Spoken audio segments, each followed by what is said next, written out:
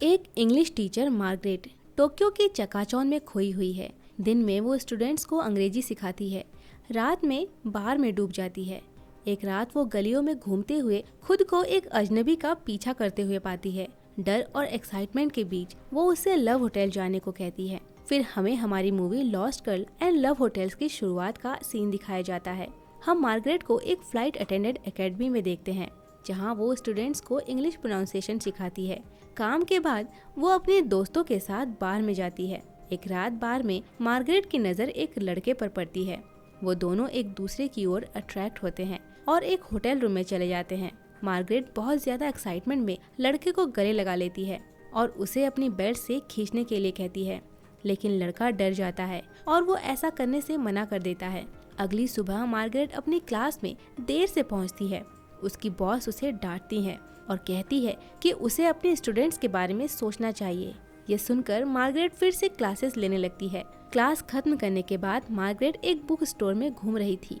वहाँ उसकी नज़र उसी गैंगस्टर काजू पर पड़ती है जिससे वो सिग्नल पर मिली थी। थोड़ी बातचीत के बाद दोनों एक होटल में चले जाते हैं। जैसे ही रोमांस शुरू होता है, काजू मार्गरेट के हाथों को बांध देती है।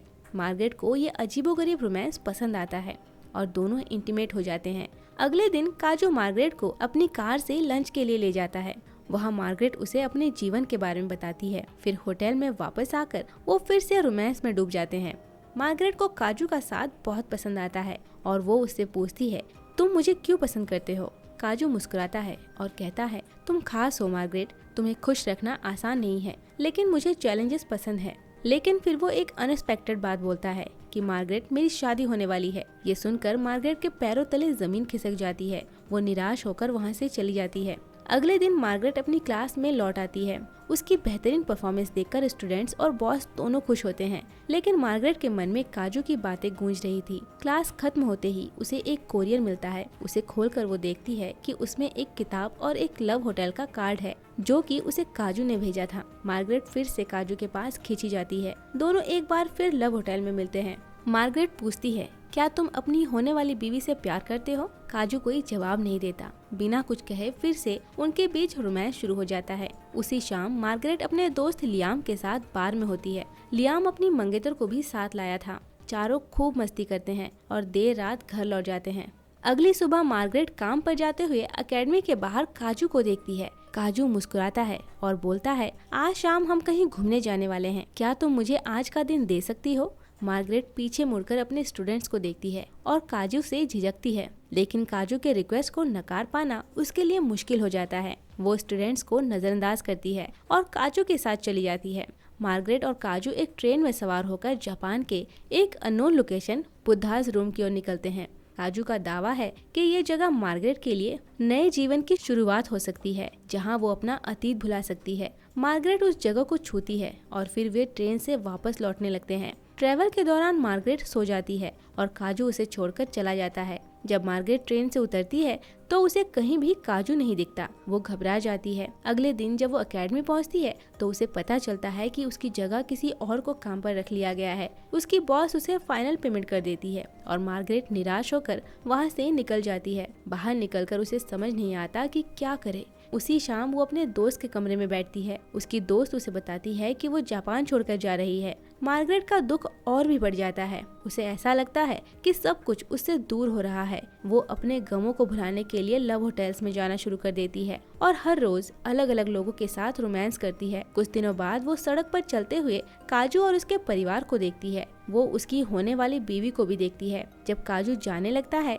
तो मार्गरेट उसका पीछा करती है और एक होटल तक पहुंच जाती है। वो काजू को ढूंढते हुए एक कमरे में पहुंच जाती है। काजू उसे बताता है कि उसके साथ रहना खतरनाक हो सकता है। मार्गरेट बोलती है कि वो किसी को नहीं बताएगी और वो फिर से एक बार रोमांस में डूब जाते हैं। रात देर से घर लौटकर मार्गरेट को अपने दरवाजे पर एक झटका लगता है। उसे रूम खाली करने का नोटिस मिला है, जैसे मानो उसकी दुनिया ढह सी गई है। अगली सुबह वो टूटी हुई और अकेली सड़क पर बैठकर रो रही थी। इतने में लियाम की मंगेतर लुइस वहाँ आती है। वो मार्गरेट को बार में देख चुकी थी, इसीलिए लुइस मार्गरेट की हालत देखकर परेशान हो जाती है और उसे अपने साथ नाश्ते पर ले जाती है। लुइस के जाने के बाद भी मार्गरेट देर रात तक सड़क पर बैठी रहती है और शराब पीती रहती है। उसकी जिंदगी बिखर चुकी है और इसके बाद हम मूवी की शुरुआत वाला सीन देखते हैं। जहाँ एक अनजान आदमी मार्गरेट के लिए सिगरेट जलाता है। जिसके बाद वो दोनों एक लव होटल में चले जाते हैं और मार्गरेट उससे बोलती है कि मुझे इंटीमेट होना पसंद है। तो वो आदमी बोलता है कि अपने कपड़े उतारो और बेड पर लेट जाओ, और फिर मार्गरेट अपने सारे कपड़े उतार कर लेट जाती है। वो मार्गरेट के दोनों हाथ पैर रस्सी से बांध देता है और बोलता है कि मुझे इन होटल्स में आना पसंद है।